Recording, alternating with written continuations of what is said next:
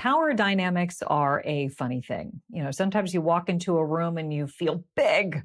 And then there are other times where you walk into a room, you look around, and suddenly you feel pretty small.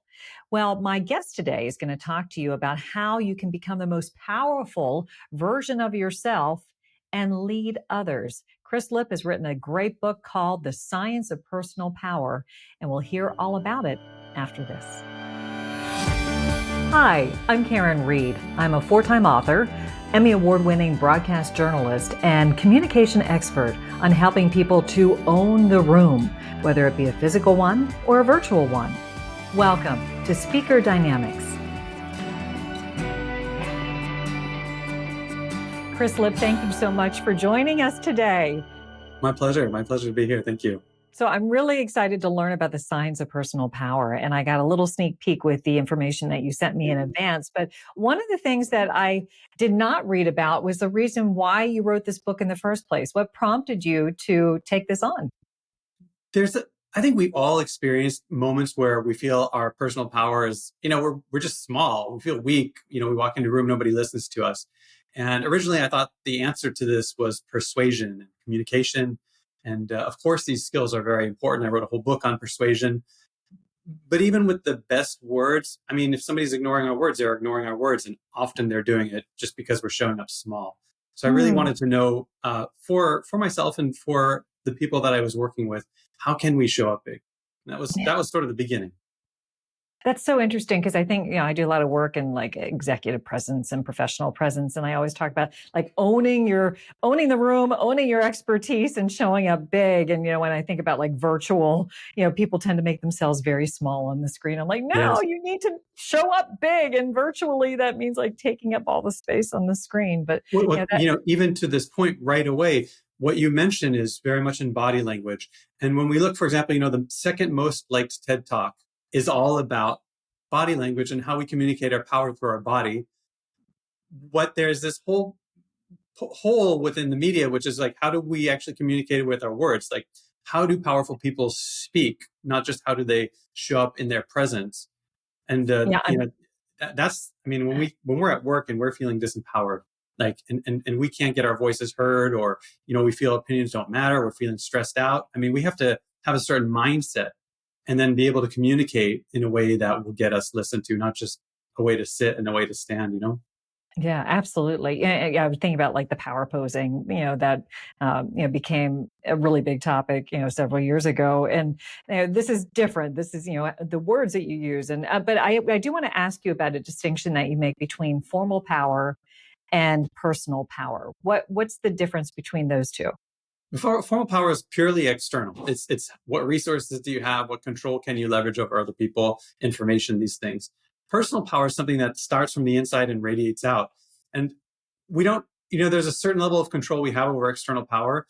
Certainly, if we're in a position like a new position in an organization and stuff, we may not have a lot of power externally. But yet you always see people rise to the top. There's certain people who rise and there's certain people who don't. And those who do have innate internal power, I won't call it innate, but an internal power that really allows them to capture the external resources. So let's talk about some of the ways that people tend to give away their power. What are some of the common things that you observe? Well, since it's internal, the way we give away our power is the things that we're doing internally. There are certain thoughts, there are certain behaviors we do that give our own power away. But then, of course, when other people see that, they also respect us less because we don't have the same power in their eyes either. And I think the most interesting finding is the first thing I talk about in my book is this idea of accountability. And accountability is like such an old concept. Everybody knows it. It's great leadership and great personal development, all this stuff. But personal power is about a sense of control over our lives. And when we blame, we are giving away that sense of control, both to ourselves and in the views of others. So there's this great story I talk about with Bob Iger, who's now the CEO of Disney again, right? Yes, and yes. he was in this meeting with Rune Harlech, the guy who invented Monday Night Football. This was when Bob Iger was in his 20s. Okay, so this is super early on when Bob was just a small fry at ABC Sports, and he messed up in getting he couldn't get the rights to a track and field event where a world record was was hit. So they didn't, Oh, ABC Sports did not broadcast this world record. oh Right? no. Can you With imagine? that broadcast background, Chris, I know how, dramatically awful that would be and the repercussions of that. So you can imagine how Rune, who's heading this whole, ABC Sports, how he felt. He was Yes. pissed, right? And when your boss is pissed, like, what do you want to do? Shrink. Shrink. You want to hide. And this is what happened. So Rune came to this meeting, right? Bob's telling the story. He's like, Rune came into this meeting, and all of the senior staff, everybody in the room just did not make eye contact. They were like, when he's like, whose fault is this? Like, literally everybody hit, except for Bob, who was actually the one who was at fault. And so he's like, Rune's like, whose fault is this? And Bob's like, yeah, that was me. So what does this tell you? This is the guy who is now the CEO of Disney. And what this tells us is people who feel powerful on the inside, they take responsibility for things because they feel they have control on the outside. And when others see us take responsibility for things, they also see that, hey, this person has control. And so they must be powerful, even if they screwed up. So what often happens in this world is we give away our power in our own eyes and in the eyes of others when we blame. So let's say we lose a client if we're at a consulting company, right? And we're like, oh, the client was too hard, or whatever circumstances, we blame something, which is so common, right? To dodge the bullet. But what happens is in our own eyes, we lose power. We're like, oh, I didn't have control over that. We're telling ourselves that. And then we're communicating that to everybody else. And so everybody else is saying like, oh, you failed, but you didn't even have control over it. So you're not even that powerful. You're not that important. It doesn't matter if you fail or your ability to control your own failures is more powerful and more likely to gain respect than your inability to control success or failure. That's really interesting. I wanted to follow up with one of the things that you talk about where you say like communicating power is more important than persuasion. 100%. For somebody who's written several books on persuasion, tell me why power is more important.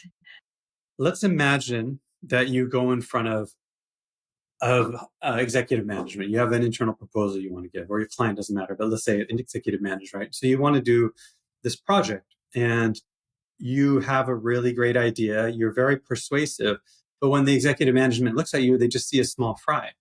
So they don't have faith that you, for example, could pull off this project. Or that your ideas are even that valid. You could be so persuasive, but like, who is this guy? Who is this woman? It doesn't matter.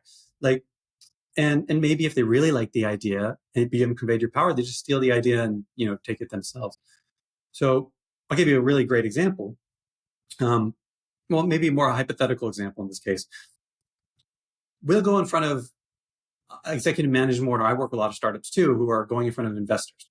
And so there's this lopsided power dynamic, right? The investor, we always assume, the interviewer in that dynamic, and we always know who's got the high power, the low power. And so if you go in and your goal is to be like, hey, I'm the best at this, I can do this, you actually are giving away your power. I know that sounds ridiculous, but one of the most important persuasive elements we think about is credibility. Mm-hmm. We want to follow somebody's credibility, or we trust people who have credibility, the expertise, etc. But if you come in trying to prove your credibility, you actually come off as weak. So in the process of trying to persuade somebody, you're actually showing that you lack power, and then they're going to take you less seriously. You have to read my book to really understand the whole dynamics of this. We don't go into an investor meeting and ask the investors to prove themselves. We don't go into an executive meeting and ask the executives to prove themselves. Why? Because it's taken for granted that they are capable and worthy of that relationship that we're working for. The interviewer, same thing. And we go in and prove ourselves, which means in communicating the proving, we're actually communicating that we're not worthy of that relationship. That's so interesting. I think about, whenever I'm, talking about, what I do, and, I always say, I am but one of a gazillion communication coaches, and I have ideas about what I think is the best way to go about it, but it's certainly not the only way. I really try to give myself lots of, grace that I don't know all the answers to everything, but also recognizing that there's a lot of, brilliant people out there who have ideas that, are different from mine and better than mine. And I think I hope that that is in some way conferring that I'm not going to prove myself. I believe in what I believe, but you don't have to believe what I believe. Yeah. I don't know if that has something to do with what you're talking about here, but that's what kind of sprang into my brain that, But even I you just saying what you said, I feel more mm, trust in you if you were to mm, say that to me, right? Coming on with an yeah. idea. Rather than saying I am the be all end all. Yeah, that makes a lot of sense, Chris. But I think you're right. And having worked with many founders who are pushing for investment, that is something that they often try to do. They're trying to establish their credibility in the room. Whereas, you're actually chipping away at it. That's fascinating. I Hmm. love that take on it. Let's talk about something that you call the four horsemen that Okay. destroy perceptions of power when we speak. Let's educate our listeners. Like, what are you talking about with the four horsemen? One of the ways that we give away our power, for example, is blame. That's one of the horsemen we talked about already, right? Mhm. Um, we're dodging the bullet, but at the cost of perceptions of our power, both for ourselves and for others. Another is what we just talked about too, which is this idea of proving ourselves rather than going in with being centered in what we believe. We go in with centered on hoping to get the other person to like us. Those two things right there will kill your power. A third horseman is reactivity. So there's some great stories I talk about in my book where you get two executives really attacking each other, or at least one executive attacking another right in front of like an all hands meeting, for example, right? Mm. And these people's reputation are on the line, right? Because it's in front of the company, and whether or not they react, how they respond to the attacks makes all the difference in the world how employees see them. Mm. Um, Okay. because reaction signals fear of the other person, right? And puts us in the lower power position. Yeah.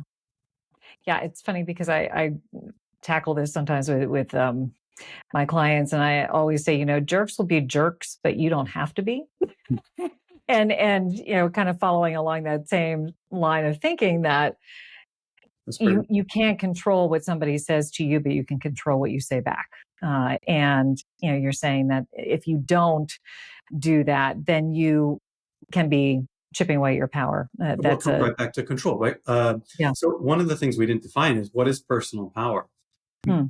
Personal power is our own our own belief in our capability to create impact. So it's our belief about ourselves and our own capability to create impact. And of course, the platitude, when we believe in ourselves, we can do anything, but it's scientifically accurate, which is when we believe in ourselves, we show up differently in a way that makes everybody else believe in us. Yeah. And so what you just said is like, I have control in my ability to respond. But if I'm reacting, I'm demonstrating to myself and to everybody else in that room that I don't have control in my ability to respond. Like if I don't have control about myself, how can I have control in the world? Right. Yeah. I'm curious, as you were researching this book, did you have a tendency to, dive into the science and recognize things that you were doing or things that you were not doing that made you, kind of, absorb that what you're going to be teaching all of us? And did it change the way you kind of go about your personal and professional life? Well, 100%. And there were times where I would be, I was excited to write the book because even I wasn't quite sure how all the research was going to synthesize. And Mm. and as I was writing it, there were things I'm like, oh, I do that. Like the things that are not powerful, and I still like to this day, I will find myself doing things, and I will just do something that's I know is low power, right? And it even feels good to do it because like sometimes our body wants to solidify the experience of the moment. And so, it feels good to play small when we're nervous, for example. That's just Yeah. the natural, even though it's the wrong thing to do. And and so I still find myself sometimes I'll do something and I'm just like, oh, Chris, that was really dumb. It felt right, but it was dumb. You know this. Yeah, You yeah. know? And I love how data based the book is. Having written with an academic myself who is a meeting scientist of all things. I loved whenever he would share like his data that would support the things that I would see out in the wild. And how important do you think it is to make sure that the books that you write have good science behind them? There's a lot of people with different opinions about power, but Yes. why did you feel like I want to write a book that has data to support what I'm saying? I mean, I think that's obvious. Like, when you think about powerful people, so you've got autobiographies of Mm, powerful people, right? They're sharing their ideas of what made them successful. We have no idea if that's going to work for us. We have no idea what's perhaps a quirk of their personality. For example, there's really not a lot of association between personal power and personality. And yet somebody will say, here's the things I did, here's what about me that made me successful. Their yeah, opinions are not necessarily universal. Uh, so they have a lot of wisdom, but it's hard to know which ones are the diamonds, which ones the dirt, right, of all their advice. yeah, So you get people then who interview a lot of, you know, powerful people, and these are great, another great resources. Um, but again, we kind of still have that same issue, which is what is really kind of, separating the wheat from the chaff, right? What's the real stuff, and what's the stuff that's just unique to this situation or these people, yeah, or even this yeah, time period or this industry that they're in. And so, what I like about focus on science is that it really is getting into the universal aspects of our psychology, not just the environmental behaviors that work for this person or that person. yeah. I totally agree, obviously. But one of the things I also wanted to talk to you about were some specific instances where personal power would come into play. So, one of the ones that I'd like you to talk a little bit about is, the scenario where you have an office bully. Mm-hmm. How do you deal with that office bully, and perhaps even, get them out of your hair from that point on? Is there a way to do that? Office bullies are all about power dynamics. And what's very fascinating is, to an office bully, the power dynamic is about instilling fear in others. And so so that they react to the bully themselves. So it's really not a matter of building up other person's power. It's not a matter of building up their own personal power. It's more about cutting down the power of other people so that those Mm, people um, react to them. They become kind of the top dog of a small anthill. And the way that you really want to deal with that is, you just cannot allow them to take your power. So I was talking. I know I have a video guy I work with who does some of the shooting in my videos and things, and he shared this great story. He said he was in this meeting with, or he just got a new job, and there was an office bully, and the office bully, just for whatever reason, within a week, he's a new employee too, so he feels that shyness and that all that self, consciousness that you always feel when you're new. yeah. And this bully just got in his face and started yelling at some deadline or something, or some quality of his work, right? And he said he just sat there like this, just completely neutral. And the guy just got right up in his face and just yelling at him. He just totally neutral. And then the guy finished his short invective, and the guy, my videographer, he didn't change his expression at all. He didn't even respond. He just kept looking at the guy. And then finally, the guy, like maybe 10 seconds of silence or something, and the guy realized he could not get my videographer to react to him. And so then he got all shy all of a sudden. He's like, anyway, I'm sorry. And he walked away. Never bother him again. Non-reaction, right? When we don't react, we don't have to say anything. We don't have to win the argument. We don't have to get defensive. All of those are weak because they're reaction. We Hmm. just show that we're not even touched by the bully. The bully realizes, oh, this person's got something underneath the hood that I should be worried about. I'm not going to bother this person. So interesting. Yeah. I mean, if you're not feeding their fire by Mm. throwing more at them, that does, in essence, like throw a blanket, over them. And I think that's a great technique. One of the scenarios I also wanted to talk to you about is kind of, in an area that I spent a lot of time in, which is in meetings. And I'd be curious what your thoughts are on how people gain and lose status when they speak in meetings. What are your thoughts? If you look at the research on meetings, there's really three status levels. There's like the low, the mid, and the top. And I think it's probably not surprising when you think about it, but the lowest tier, the people who have the lowest status in meetings, are those who are trying to please others.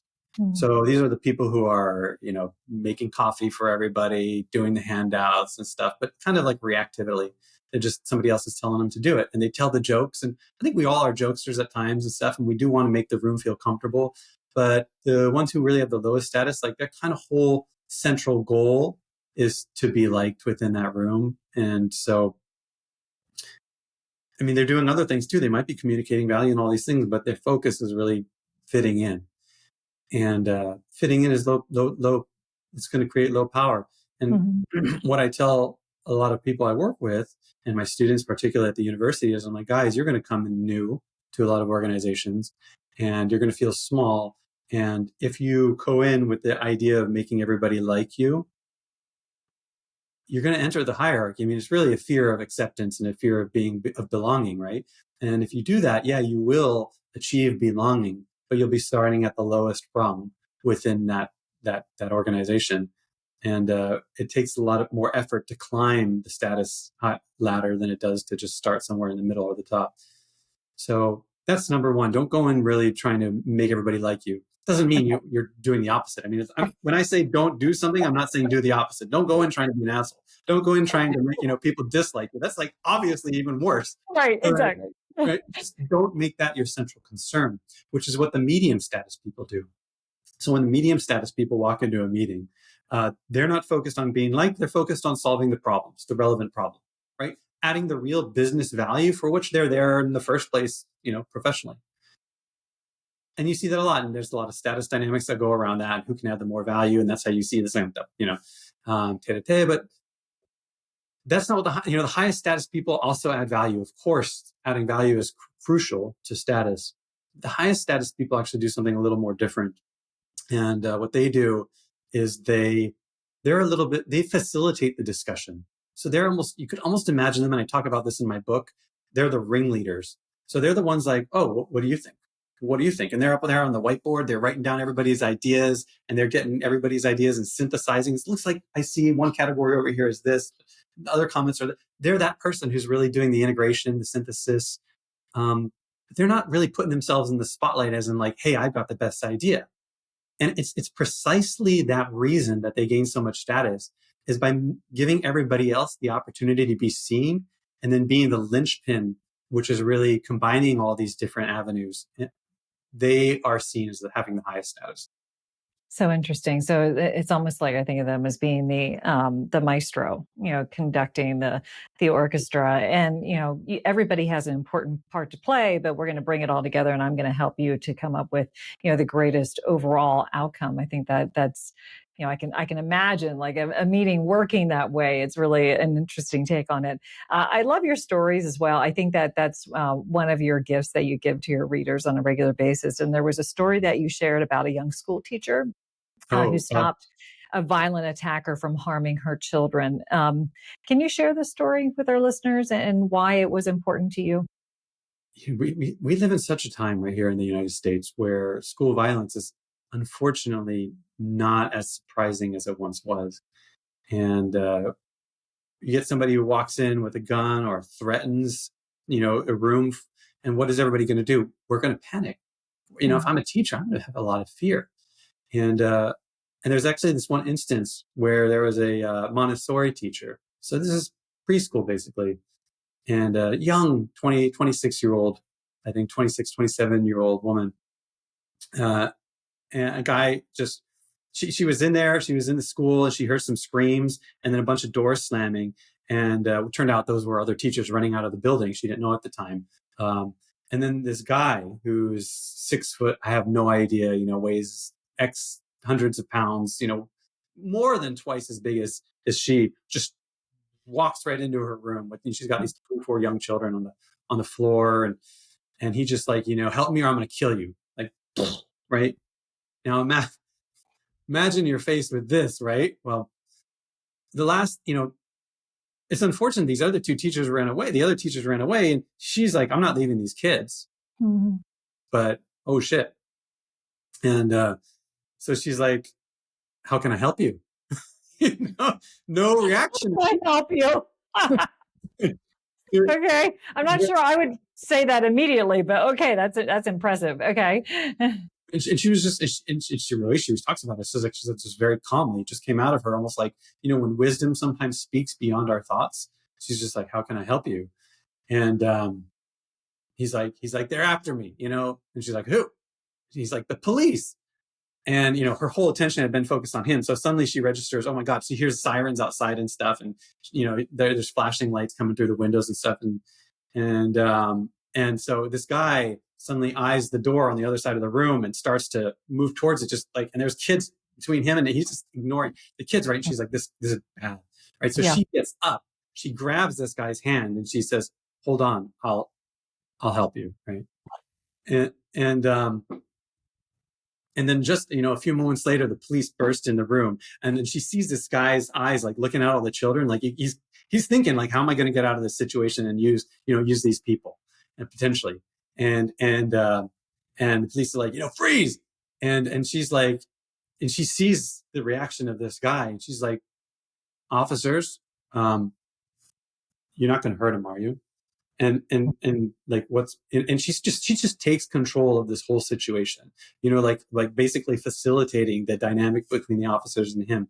And so, and then the end basically is, the guy walks out with the police, no, nothing happens. But this is a woman who basically did not react in fear, took responsibility of the situation, right? And was able to really, in service, help this guy as well as help the children and help the police all at once. It is something that I think 99% of us would not do. 99% of us would operate on our fear, and which is what these other teachers in that building did, who escaped. And so it's really crazy, because what happened, she learned later, is all those doors slamming and the teachers running away, all the kids had been abandoned. She was the only teacher who didn't abandon her children. Oh my goodness. Can you imagine having your child with one, and so, yeah. And so the police were, talking to the school administration later, like, hey, maybe you should talk to your other teachers too, because that can't leave. What they said, I think the quote was something, you can't leave the little teacher with 300 children alone in the school. Wow. Next time. Oh my gosh. To me, that sounds like a superhero response. But would you think that that is something that perhaps all of us can somehow find within ourselves, to not be the person who runs for the hills Yeah. and at the first sign of danger, but actually stands tall and is driven by something else? Is that something that we can all do, or do you have to be like a superhero to do that? It's really a scale of like intensity, right? So Mhm. if you're, let's say that, you get an opportunity to be dishonest. And so it's a little white lie, and you can do it and you get away with it and it's good for you. And so, but you have a choice in the little opportunities. You have the choice whether you're going to tell the truth or not, when it's not so hard and there's not so much at stake. And there's this author named Nathaniel Branden who wrote a lot on self-esteem, and he's like, if you are habitually lying on the little things, but you say, oh, when the big things happen, I won't lie. He's like, that's just fooling yourself, because what you do on the little things is what habitually is going to impulsively happen when there's a really high stakes situation. So if in that moment, I don't think that the teacher was like consciously,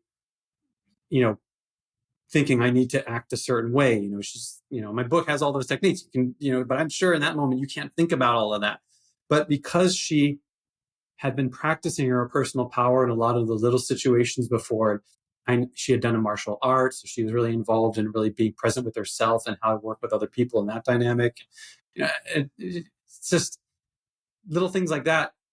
And then when the big situation happens, you're going to do what you've habitually trained yourself to do. So if you've habitually trained yourself to take accountability, you've habitually trained yourself to really look inward rather than look external for validation, then when that moment happens and that you get threatened by somebody who's, life-threatening situation, the habit's going to come on. Mm. So practice small, and then you hopefully will translate that to the larger episodes that have greater consequence. I want to, because this went really quickly, and I could ask you 20 gazillion more questions, but I want to be mindful of the time of our listeners and viewers. I always ask guests, if there was one thing, like your one big takeaway that you would want them to walk away with, what would that be? You're in control of your own power. And I know that there are a lot of situations that we feel more disengaged at work. We feel like other people aren't listening to us. We want good bosses. We want good environments to be in. The more, though, we really look to the outside and wait for the outside to empower us, the more we're actually giving our power away. So I really invite every listener I really invite you to ask yourself, what can I do just in these little ways, just on this short, what you heard today, to step into your power and to just make it a habit, because you will begin to feel amazing and much more in control of your life as you do these steps.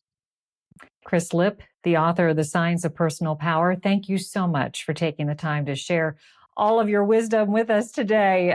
It's a fabulous book, and I wish you much success with it. Thank you so much. My pleasure. I hope you'll enjoy my conversation with Chris Lipp as much as I did. And if you would like to hear more of it, we have great news, because this week's bonus content includes a little mini episode where I talked to Chris about the role of forgiveness and personal power. It's a fascinating take on why it's important not to hold a grudge. Easier said than done. But if you want to check it out, I would encourage you to go to speakerdynamics.com/bonus content. Once again, that's speakerdynamics.com/bonus content to hear that conversation about forgiveness and personal power. I want to thank all of you for taking the time to listen to this conversation. If you think others might also find value in it, please pass it along. And of course, if you want to be sure to never miss an episode, make sure you subscribe or give us a follow. Thanks so much for listening to this episode. Until next time, everybody.